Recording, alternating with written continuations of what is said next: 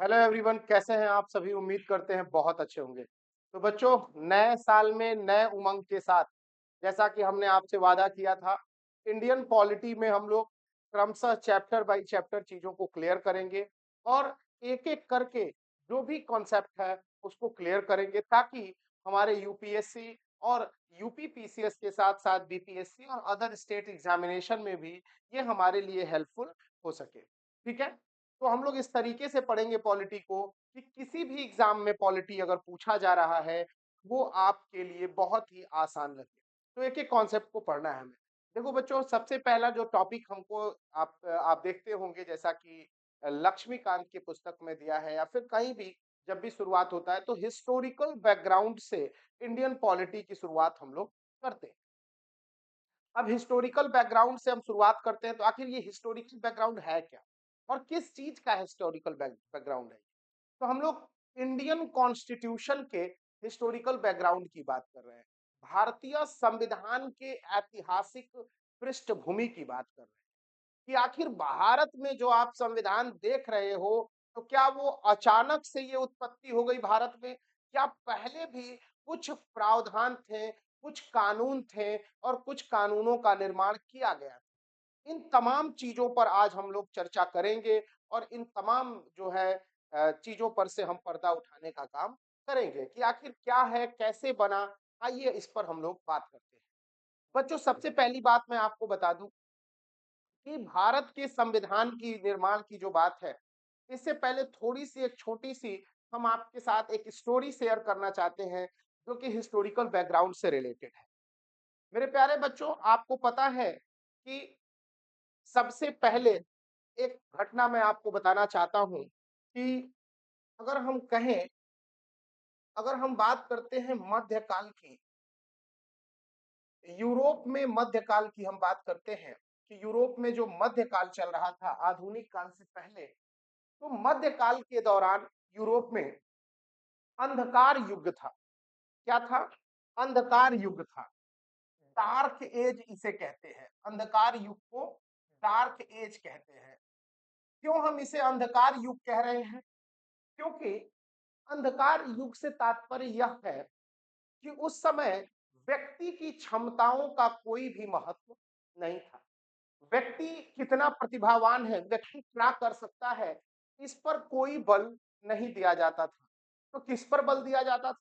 तो उस समय चर्च और धर्म का बोलबाला हुआ करता था। चर्च अगर कह दे कि आप 100 खून करके आओ और चर्च से मुक्ति पत्र खरीद लो, आपके जन्मों के पाप धुल जाएंगे। तो मेरे बच्चों, उस समय यही स्थिति थी कि आप चाहे जितना भी पाप कर लो, आप आइए, चर्च से मुक्ति पत्र खरीदिए और सारे पाप को धुल लीजिए। सोचिए कि मतलब वहां पर चर्च का इस तरीके का बोलबाला हुआ करता था। लोगों की क्षमताओं का कोई महत्व नहीं था।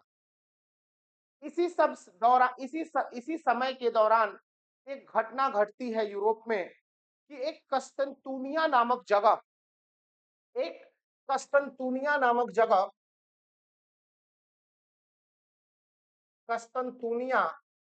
जगह, कस्तंतुनिया के साथ क्या जुड़ा हुआ है मामला, इसको भी हम लोग देखेंगे। कस्तंतुनिया नामक एक जगह था जो यूरोप को मध्य एशिया के साथ जोड़ते हुए, यूरोप को मध्य एशिया के हाँ, मिडिल एशिया के साथ जोड़ते हुए, उस रास्ते से, उस स्थल मार्ग से यूरोप के व्यापारियों का जो है व्यापार पद्धति चलता था भारत और भारतीय उपमहाद्वीपों के साथ। लेकिन उसी दौरान तुर्की और ब्रिटिश ईसाइयों के बीच में युद्ध हुआ और इस युद्ध में ईसाइयत ने, चर्च ने फरमान जारी किया, चर्च ने बताया लोगों को कि इसमें जीत ईसाइयत की होगी। अब ईसाइयत की जीत होगी, ये बात उन लोगों ने कहा कि भाई यही होना है, लेकिन उल्टा हुआ और इसमें तुर्की का जो है विजय हुआ और कस्तंतुनिया, जो कि यूरोप को, ये मध्य एशिया और इन क्षेत्रों से जो जोड़ने का मार्ग होता था, स्थल मार्ग को जोड़ने का रास्ता था, उस पर कब्जा हो गया मुस्लिम का। यानी कि तुर्की का कब्जा हो गया। अब ये जो कस्तंतुनिया का महत्व किस लिए था? क्योंकि यह स्थल मार्ग को जोड़ने का काम करता था कि यूरोप से लोग व्यापार कर पाते स्थल मार्ग से।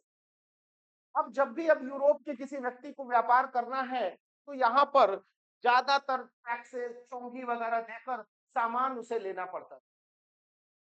अच्छा, दूसरी चीज, जैसे ही विजय हुआ अरब के देशों का, जैसे तुर्की का जब विजय हुआ, तो जब तुर्की का विजय हुआ तो उस दौरान एक फायदा हुआ लोगों के मन में कि जो यूरोप के लोग जो अंधकार युग में थे, उनके मन में ये भावना आने लगी कि ये सब भाई झूठ बोल रहे हैं। क्यों झूठ बोल रहे हैं? क्योंकि इन्होंने कहा था कि जीत ईसाइयत की होगी, लेकिन जीत यहाँ पर किसकी हो गई? जीत हो गई आपको तुर्की की जीत हो गई। तुर्की ने विजय हासिल कर लिया। इस स्थिति को देखते हुए आप देखेंगे कि वहां के लोगों ने धीरे धीरे जागरूकता की तरफ आगे अपना कदम बढ़ाया। इसके साथ साथ धीरे धीरे लोगों की क्षमताओं पर विश्वास किया जाने लगा। लोगों ने अपने कौशल को दिखाना शुरू किया। वैज्ञानिक खोज धीरे धीरे शुरू हुआ और इसी दौरान कंपास और बहुत सारे छोटे छोटे जो है तकनीकी इक्विपमेंट्स का भी निर्माण शुरू हुआ और बनाया गया। इसके साथ साथ पोर्चुगल के एक नाविक ने भारत की खोज करने की बात की। इसी तरीके से स्पेन से निकला हुआ, स्पेन के लिए एक व्यक्ति जो भारत के रास्ते की खोज करने निकला, जिसका नाम कोलंबस था। लेकिन वो कोलंबस भारत न पहुंचकर वो अमेरिका पहुंच गया। और कोलंबस जब अमेरिका पहुंचा तो उसने अमेरिका के लोगों को रेड इंडियंस कहा। तो यहां तक कई बार पूछा जाता है लोगों से कि रेड इंडियंस किसने कहा है? तो कोलंबस ने कहा था। अब वास्को डिगामा भारत पहुंच रहा है और भारत पहुंचने के लिए मैं आपको बता दूं कि वास्को डिगामा जब भारत आ रहा है तो यहाँ पर अफ्रीका के अफ्रीका के नीचे एक जगह है, केप ऑफ गुड होप। इसको कहते थे Cape of Good Hope, Cape of Good Hope. अच्छा, मैं आपको बता दूं कि इस केप ऑफ गुड होप तक कई नाविक पहुंचे, लेकिन इसके आगे का रास्ता वो तय नहीं कर पाए। हम यहाँ तक केप ऑफ गुड होप तक जब वास्को डिगामा पहुंचता है तो यहाँ पर वो आगे बढ़ने लगता है। तो फिर यहाँ से एक व्यक्ति जिसका नाम है अब्दुल मजीद, अब्दुल मजीद नामक एक व्यक्ति ने, अब्दुल मजीद नामक गुजरात का नाविक था, इसने मदद किया। किसका मदद किया? वास्को डिगामा का। और वास्को डिगामा भारत के पश्चिमी तट पर पहुंचता है, भारत के पश्चिमी तट पर पहुंचता है। कौन सा बंदरगाह था? तो यहां पर देखिएगा, कालीकट बंदरगाह था। कालीकट बंदरगाह पर पहुंचता है वास्को डिगामा।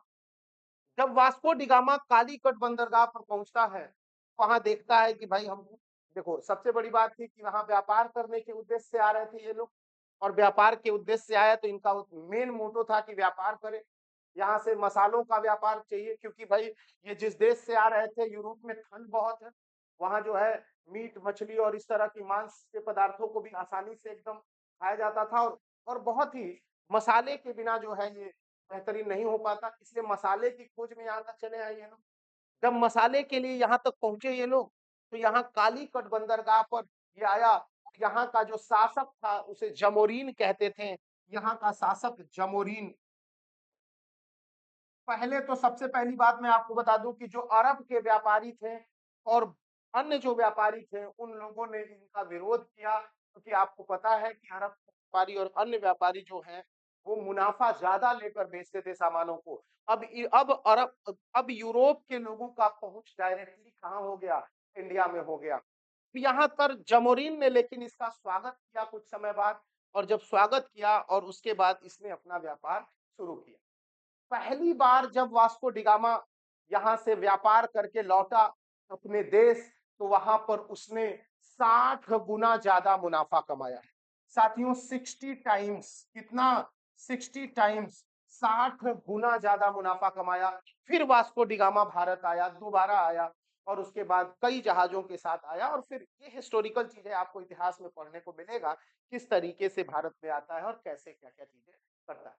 हमको क्या समझना है कि भाई इसी तरीके से जब सफलतापूर्वक जब वास्को डी गामा चीजों को करने लगा, व्यापार करने लगा, कराने लगा अपने देश के माध्यम से, तो फिर अन्य देश के लोग भी, खोजी यात्री भी भारत की मार्ग के खोज में निकले, भारत के रास्ते की साथ भारत के साथ व्यापार करने के उद्देश्य से निकले और व्यापार करने के लिए आगे बढ़े।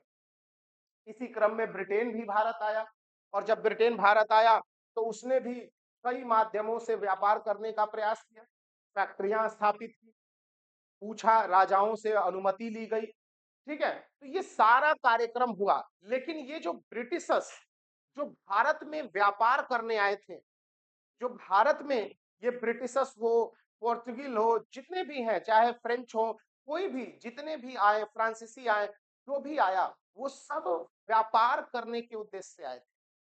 लेकिन आप देखेंगे कि ये भारत के शासक बन बैठे।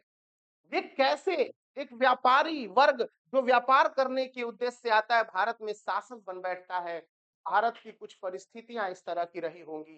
भाई सबसे बड़ी बात तो यही थी कि भारत में एक राजा दूसरे राजा को नीचा दिखाने में लगा हुआ था। क्षेत्रीय शक्तियां आपस में एक दूसरे से लड़ रही थी। एक परिवार में फूट था, जिसका लाभ इन लोगों ने उठाया और यहाँ शासन की व्यवस्था को स्थापित करने में ये सफल हुए। लेकिन ये क्रमबद्ध तरीके से बहुत एक लंबे समय की प्रक्रिया रही। ऐसा नहीं कि वो आए और 1600 ईस्वी में और फिर उसके बाद 1700 ईस्वी में उन्होंने जो है अपना जो है शासन को जो है स्थापित कर दिया। 100 साल, 150 साल की लंबी प्रक्रिया के बाद जो है अपने शासन को स्थापित कर पाए वो लोग। ठीक है? तो यहाँ पर हम लोग देखेंगे अगला जो पॉइंट है हमारा वो ये है कि भाई जब भारत में ये आते हैं व्यापार करने, तो व्यापारी से शासक बन गए, क्योंकि फूट डालो और शासन करो की नीति इन्होंने अपनाया। क्योंकि ये देख रहे थे कि ये आपस में पहले से ही उलझे हुए हैं। एक राजा दूसरे राजा को नीचा दिखाना चाहता है, उसके क्षेत्र को छीनना चाहता है और इस स्थिति का लाभ उठाकर अंग्रेजों ने फायदा उठाया और फिर इनको सभी को बारी-बारी से हटाकर और अपने शासन को स्थापित कर लिया। तो मेरे प्यारे बच्चों, यहाँ तक चीजें समझ में आई होंगी। लेकिन मैं आपको बता दूं कि ब्रिटेन में 1599 में कुछ व्यापारियों के समूह ने एक कंपनी बनाया, जिसे ब्रिटिश ईस्ट इंडिया कंपनी के नाम से जाना जाता है। और ये ईस्ट इंडिया कंपनी महारानी एलिजाबेथ से 1600 ईस्वी में एक चार्टर पारित कराता है, एक राजशाही जो है आदेश पारित पारित कराता है कि हमें भाई व्यापार करने का एक अधिकार चाहिए। महारानी एलिजाबेथ ने केवल 15 वर्ष के लिए, साथियों ध्यान रखिएगा, महारानी एलिजाबेथ ने केवल 15 वर्ष के लिए व्यापारिक एक अधिकार दिया था। बाद में जाके इनका जो है अनिश्चित काल के लिए हो गया, लेकिन 15 वर्षों के व्यापारिक एक अधिकार के साथ ये भारत आए। जब व्यापार करने आए, यहाँ पर महारानी से चार्टर पारित कराकर जब ये यहाँ चले आए, ईस्ट इंडिया कंपनी जो है अपना व्यापार वाणिज्य शुरू कर दी। लेकिन साथियों मैं आपको बता दूं कि व्यापार वाणिज्य उसने शुरू किया, लेकिन मैं आपको बताऊं एक छोटी सी घटना कि 1756 में सिराजुद्दौला नामक शासक बंगाल का नवाब बनता है। सिराजुद्दौला नवाब बनता है बंगाल का। और जब सिराजुद्दौला नवाब बनता है बंगाल का, तो उसकी खुद की मौसी सिराजुद्दौला सिराजुद्दौला की खुद की मौसी सिराजुद्दौला की खुद की मौसी जिसका नाम था हसीटी बेगम, हसीटी बेगम इसकी मासी थी। और इसका एक कजिन ब्रदर था जिसका नाम था शौकत जंग, शौकत जंग नाम था, जो कि पूर्णिया का नवाब था। समझिएगा कि इनकी मौसी घसीटी बेगम ने सिराजुद्दौला का विरोध करना शुरू किया, उसके खिलाफ षड्यंत्र शुरू कर दिए। उसका भाई जो कि खुद पूर्णिया का नवाब था, वो भी इसके खिलाफ षड्यंत्रों में शामिल हो गया। धीरे धीरे अंग्रेजों के साथ मिलकर इन लोगों ने जो है सिराजुद्दौला के खिलाफ षड्यंत्र को रचा। और फिर बारी आती है किसे मिलाने की, तो सिराजुद्दौला का सेनापति था। सिराजुद्दौला का सेनापति था। क्या नाम था सेनापति का? बताइए। मीर जाफर। मीर जाफर जो कि सेनापति था।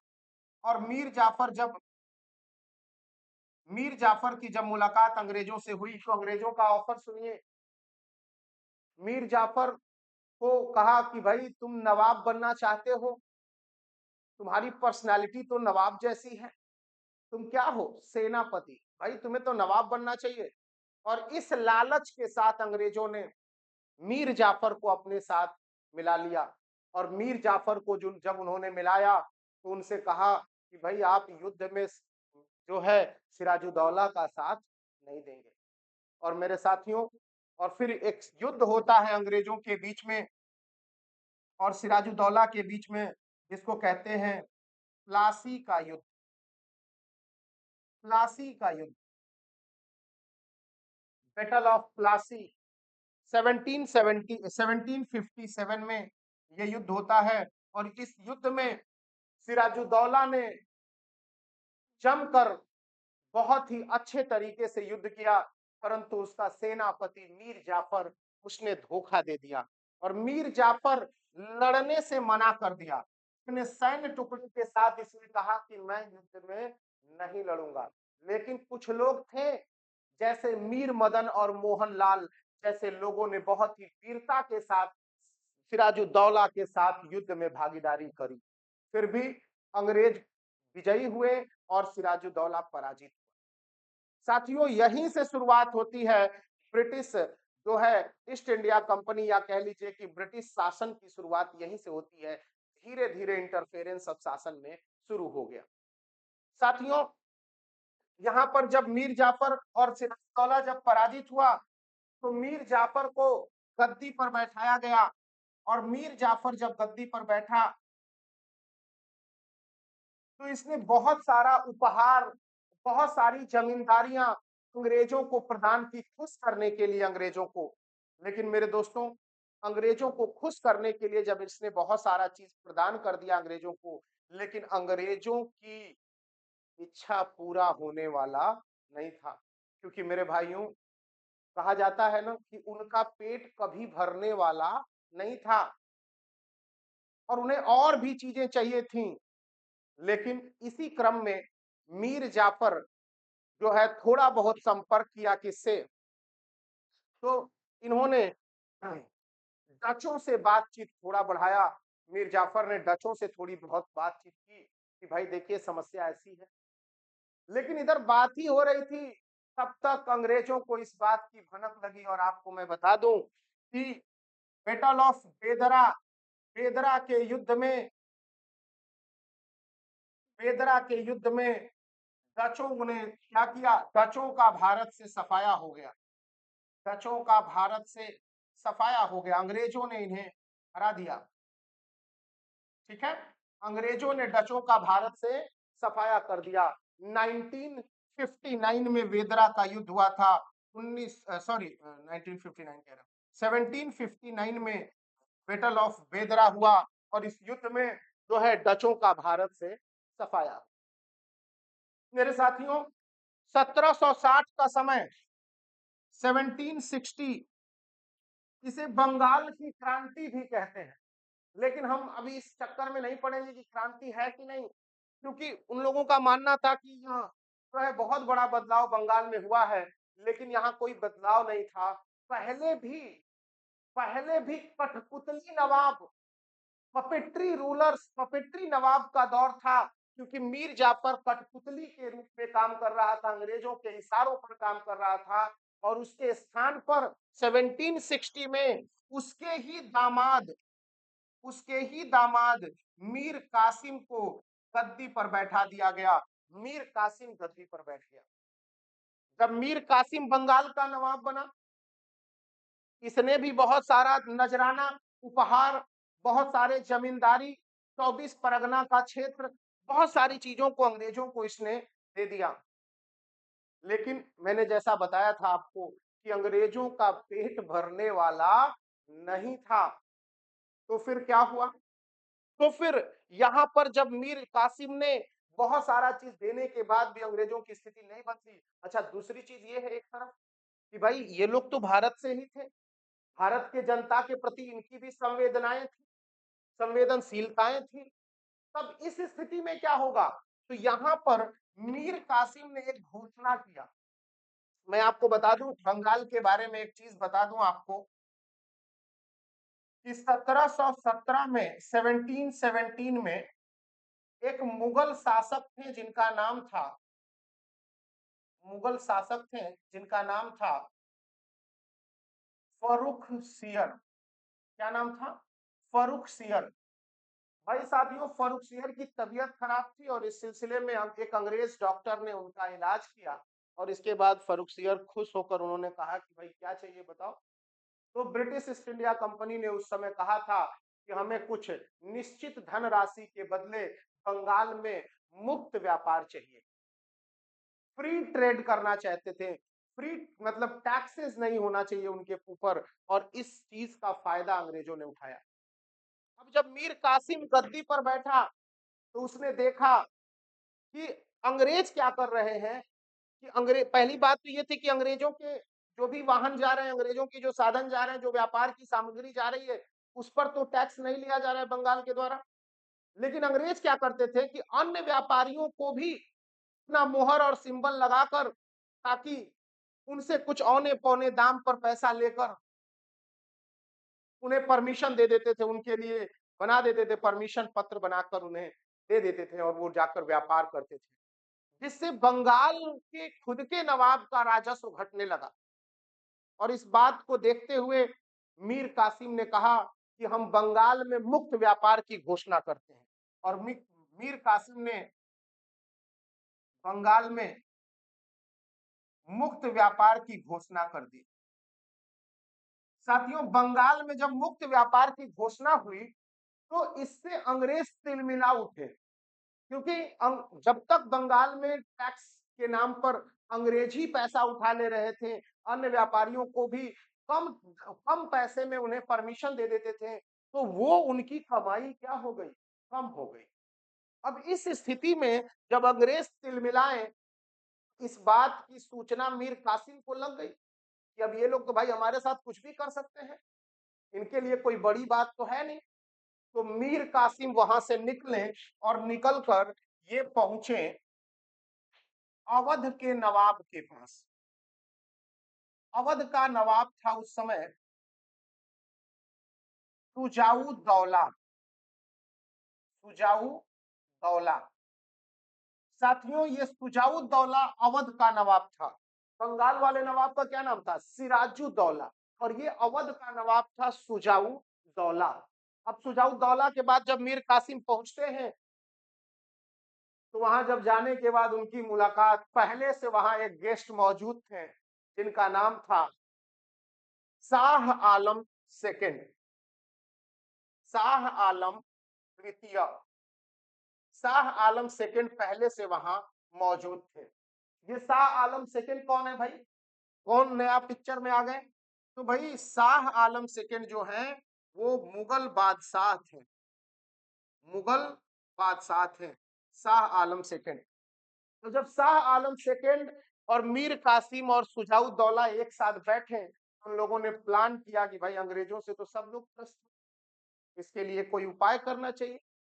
और फिर इन तीनों ने गुट बनाया। और साथियों, आपको एक नया कॉन्सेप्ट देखने, एक नया बेटल देखने को मिला, बेटल ऑफ बक्सर। बक्सर का युद्ध। बक्सर का युद्ध 1764 में ये युद्ध हुआ, 1764 ईस्वी में। बैटल ऑफ बक्सर में क्या हुआ? एक तरफ मीर कासिम, एक तरफ कौन है? मीर कासिम है, और कौन है? तो सुजाऊ दौला जो कि अवध के क्या है? नवाब है। दूसरे हैं, और एक व्यक्ति और था जिसका नाम था शाह आलम द्वितीय, जो कि मुगल सम्राट थे। ये तीनों थे। और दूसरे तरफ कौन था? दूसरे तरफ अकेले अंग्रेज लड़ रहे थे। कौन लड़ रहा था? तो अकेले अंग्रेज लड़ रहे थे। साथियों, बक्सर के युद्ध में इन तीनों की पराजय हो गई। इन तीनों को सम्मिलित रूप से अंग्रेजों ने पराजित कर दिया। और मेरे भाइयों, जैसे ही ये तीनों अंग्रेजों से पराजित हुए, तो ये जो भ्रम लोगों के मन में था कि भाई प्लासी के युद्ध में सिराजुद्दौला को अंग्रेजों ने धोखे से हराया था, क्योंकि मीर जाफर को अपने पास मिला लिया था उन लोगों ने। लेकिन इस युद्ध ने ये साबित किया कि अंग्रेज थोड़े मतलब ज्यादा ताकतवर हो चुके थे, अंग्रेज मजबूत हो चुके थे, और उन्होंने इस युद्ध में पराजित कर दिया तीनों शासकों को। अपदस्थ नवाब, बंगाल का अपदस्थ नवाब पद से हट चुका है, मीर कासिम। शुजाउद्दौला जो अवध के नवाब थे। शाह आलम द्वितीय जो मुगल सम्राट। इस युद्ध के पराजय के बाद मेरे भाइयों, सबसे महत्वपूर्ण एक ट्रीटी होती है, एक संधि होती है, जिसे कहते हैं इलाहाबाद की संधि। इलाहाबाद की संधि। इलाहाबाद की संधि होती है 1765 ईस्वी में। और बच्चों, इस संधि के माध्यम से ये सारी चीजें आपको इतिहास में बहुत ही डिटेल में पढ़ने को मिलेगा, लेकिन मैं इसे पॉलिटी के साथ रिलेट करने की कोशिश कर रहा हूं कि कैसे शासन स्थापित हो गया यहाँ पर, कैसे यहाँ पर भारत में एक्ट की शुरुआत होती है, वो मैं बता रहा हूँ आपको। तो देखिए, इलाहाबाद की संधि होती है, और यहाँ पर संधि में पहली बात तो युद्ध का जितना भी हर्जाना था, जो भी नुकसान था युद्ध में हुआ, उस सभी का हर्जाना शुजाउद्दौला के ऊपर थोप दिया गया कि भाई युद्ध में जो भी चीजें घटित हुई हैं, सब कौन देगा? शुजाउद्दौला देंगे, शुजाउद्दौला को देना है। इसके बाद अवध के नवाब से दो क्षेत्र, इलाहाबाद, इलाहाबाद का क्षेत्र, और एक क्षेत्र था कड़ा। कड़ा, दोनों क्षेत्र को, इलाहाबाद और कड़ा के क्षेत्र को जो है अवध के नवाब शुजाउद्दौला से छीनकर मुगल सम्राट को दे दिया। लेकिन इसके साथ साथ जो सबसे महत्वपूर्ण बात था, उस समय बंगाल, बिहार, उड़ीसा, जो कि सम्मिलित रूप से था, इसकी इसकी दीवानी अधिकार जो है, दीवानी अधिकार यानी कि टैक्सेशन का मामला अंग्रेजों ने अपने हाथों में ले लिया। यहीं से कार्यक्रम लूट तंत्र की शुरुआत अब होगी। यहीं से एक्सप्लॉयटेशन शुरू होगा, क्योंकि यहाँ टैक्सेस की जिम्मेदारी, करों की जिम्मेदारी किसके हाथों में आ गई? तो अब कर वसूलेंगे कहां? तो वो बंगाल जिसमें बिहार उड़ीसा का क्षेत्र भी शामिल था, उस पूरे क्षेत्र के करों का मामला अब कौन देखेगा? तो अंग्रेज देखेंगे। इस ट्रीटी से बहुत ही महत्वपूर्ण काम, इसके लिए कुछ पैसा सालाना फिक्स कर दिया गया मुगल सम्राट को। साथियों, यहां से अंग्रेजों का लूट तंत्र शुरू होता है, मनमाने ढंग से टैक्सेस लेना शुरू होता है, और ये टैक्स का तंत्र इतना ज्यादा गहरा हो जाता है, इतना अधिक टैक्स लिया जाता है कि मेरे भाइयों, बहुत दिन नहीं, कुछ ही वर्ष बीतते हैं और 1770 का समय आता है, 1770। ये 1770 में बंगाल में अकाल पड़ जाता है। बंगाल में अकाल की स्थिति उत्पन्न हो जाती है। ये जो अकाल है, ये अकाल प्राकृतिक नहीं था दोस्तों, प्राकृतिक नहीं था। ये अकाल मानव निर्मित था, क्योंकि जितनी उपज नहीं हो रही थी, उससे ज्यादा ये टैक्स ले रहे थे। अच्छा, एक मन में आपकी ये भी बात आ रही होगी कि भाई टैक्स तो भारतीय राजा भी लेते थे, नवाब लेते थे, लेकिन ब्रिटिशर्स के टैक्स में क्या दिक्कत आ गया कि कुछ लोगों के मन में आया कि बहुत ज्यादा लेते होंगे, कुछ लोगों के मन में आया कि ज्यादा लेते थे। लेकिन भारतीय राजा भी टैक्स अच्छा खासा लेते थे, बहुत ज्यादा लेते थे। लेकिन दोनों के टैक्स में अंतर मैं आपको यहाँ बता देता हूँ, ध्यान रखिएगा, दोनों के टैक्स में क्या अंतर था। जब अंग्रेज टैक्स लेते थे, जो अंग्रेज थे, उनका जो टैक्स होता था साथियों, वो अंग्रेज जमीन पर टैक्स लेते थे, यानी कि लैंड पर टैक्स लेते थे। और जो भारतीय राजा थे, भारतीय राजा उनका जो कर लेते थे भारतीय राजा, वो फसल पर कर लिया करते थे, फसल पर कर। यानी साथियों, अगर फसल हुआ तो आपको टैक्स देना है, देना है, फसल का एक चौथाई हिस्सा देना है। यदि फसल नहीं हुआ तो उस स्थिति में आपको कुछ नहीं देना। लेकिन यहाँ पर अंग्रेजों के साथ क्या था, फसल हो या ना हो आपको टैक्स देना पड़ेगा। और इस स्थिति के कारण 1770 में आप फेमाइन यानी कि अकाल जैसी स्थिति आपको देखने को मिलती है। ठीक है, अब इन सब चीजों की, इन सब बातों की सूचना ब्रिटिश गवर्नमेंट को लग रही थी। ब्रिटिश गवर्नमेंट को सारी चीजों से ब्रिटिश गवर्नमेंट अवेयर थी। और ब्रिटिश गवर्नमेंट ने जब कंपनी से पूछा कि भाई मुनाफा उनाफा का क्या चल रहा है, कुछ टैक्सेस वगैरह, कुछ पैसा, कुछ मुनाफा हमें भी मिलेगा। कंपनी ने क्या कहा सुनिए, कंपनी ने कहा कि सर, हमारे पास अपने कर्मचारियों को वेतन देने के लिए पैसा नहीं है। मतलब कि हम पैसा देने में सक्षम नहीं है, कर्मचारियों की सैलरी तक नहीं दे पा रहे हैं। और इन कंपनी ने 10 लाख पाउंड 10 लाख पाउंड उधार मांगा। किससे? तो कंपनी ने 10 लाख पाउंड ब्रिटिश सरकार से कहा कि भाई हमें मदद करिए। अब इधर एक तरफ तो ब्रिटिश सरकार को यह सूचना मिल रही है कि भारतीयों का अधिकतम शोषण हो रहा है, वहां से ज्यादा पैसा लिया जा रहा है। और दूसरी तरफ कंपनी की जब जांच पड़ताल शुरू हुई तो पता चला कि सैलरी देने के लिए पैसा नहीं है। पूरा सरकार अचंभित थी, आश्चर्यजनक स्थिति बनी हुई थी। कंपनी ने जांच, ब्रिटिश सरकार ने जांच के लिए कमिटियों को भेजा। कमिटियों ने जांच किया और उसके बाद कमिटियों ने जो सबमिट करी अपनी रिपोर्ट, और उस कौन सी कमिटी थी? बरगोचन समिति एक बनाई गई थी, बरगोचन कमेटी। और एक थी सीक्रेट कमेटी जो गुप्त रूप से भारत में चीजों की जांच कर रही थी। इन दोनों कमेटियों की जब रिपोर्ट आई तो इस रिपोर्ट के बेसिस पर पहली बार ईस्ट इंडिया कंपनी को नियंत्रित करने के लिए साथियों, पहली बार जो है वो रेगुलेटिंग एक्ट भारत भेजा गया। रेगुलेटिंग एक्ट भेजा गया 1773 में। यही वो समय है जब हम लोग यहाँ से इसको पढ़ना शुरू करेंगे कि भाई जब जांच हुई, पता चला कि भाई सिस्टम गड़बड़ चल रहा है। कंपनी की व्यवस्था को रेगुलेट करने के लिए पहली ब्रिटिश गवर्नमेंट ने, ब्रिटिश संसद ने एक एक्ट पारित करके भेजा, रेगुलेटिंग एक्ट 1773। और यहीं से हिस्टोरिकल बैकग्राउंड शुरू होता है कॉन्स्टिट्यूशन का। ठीक है, तो आइए हम लोग अब देखते हैं, थोड़ा देखेंगे इसमें कि क्या क्या चीजें हुआ था। तो देखिए, पहले तो हम लोग हिस्टोरिकल बैकग्राउंड जब पढ़ते हैं तो इसमें बच्चों हम लोग इसको ब्रिटिश शासन को दो भागों में बांट लेते हैं।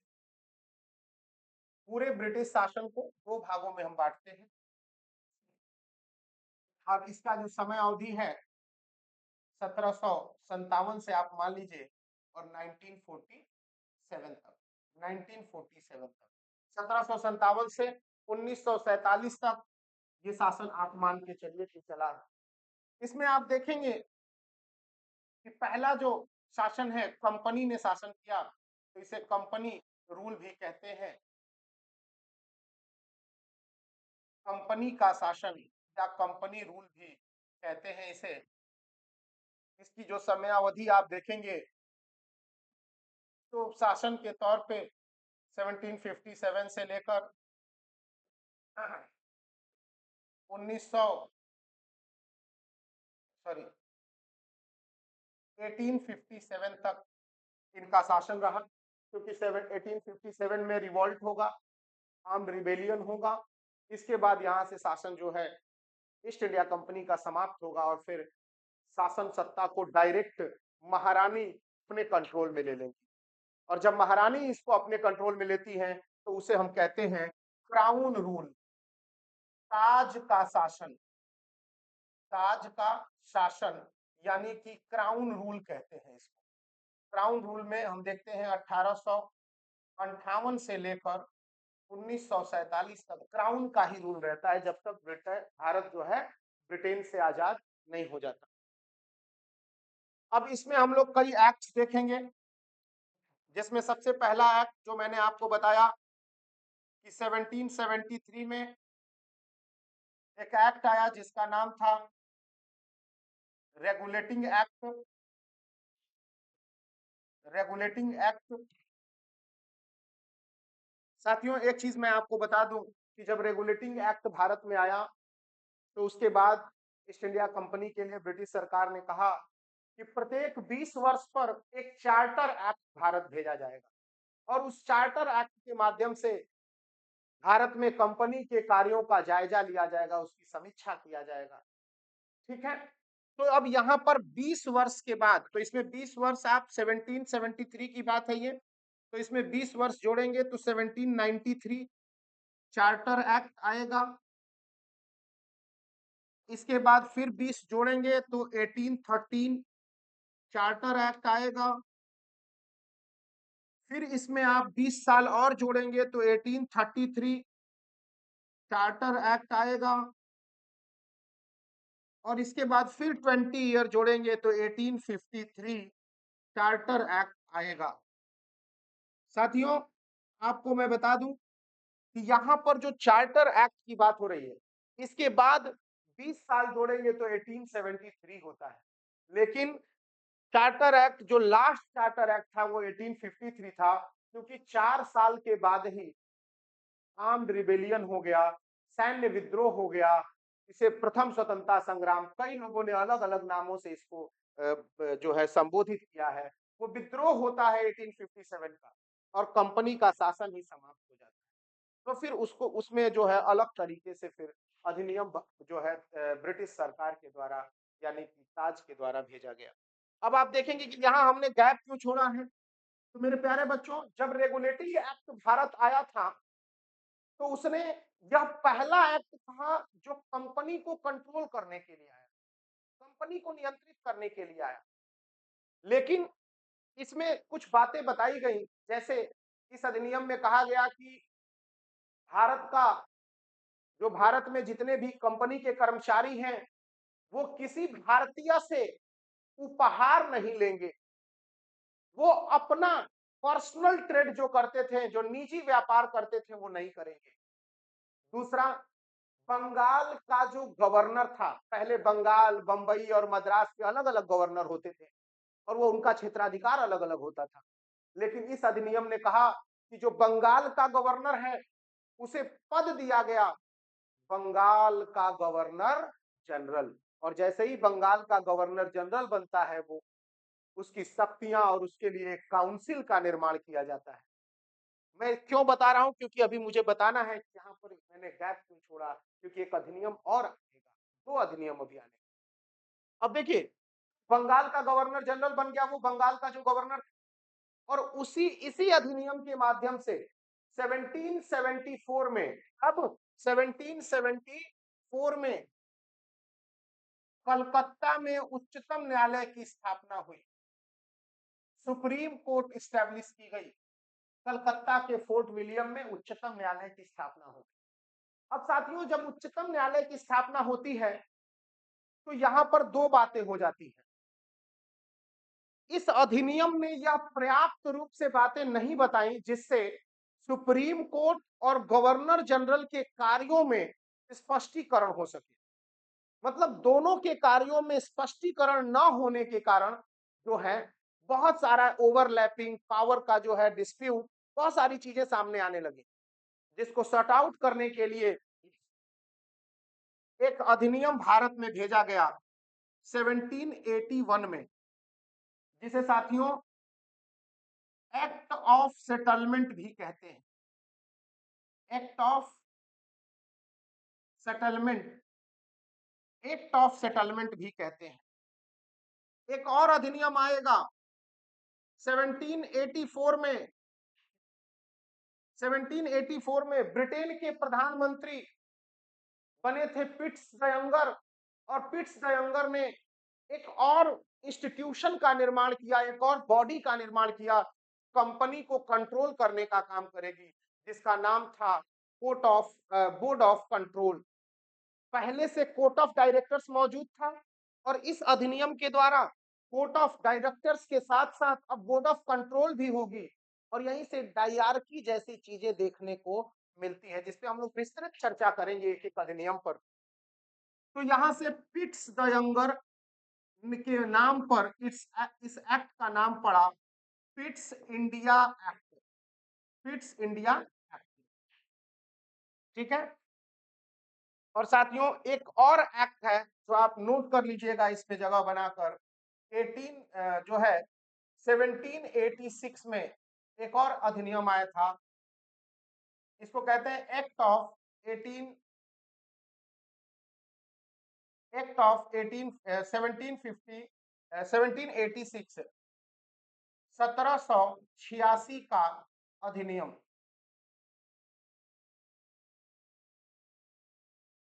1786 का अधिनियम, इस अधिनियम के द्वारा गवर्नर जनरल के लिए कुछ विशेष अधिकार की मांग की गई थी और इसी अधिनियम के द्वारा उस विशेष अधिकार को फुलफिल किया जाता है, उसमें हम लोग विस्तृत चर्चा आगे करेंगे।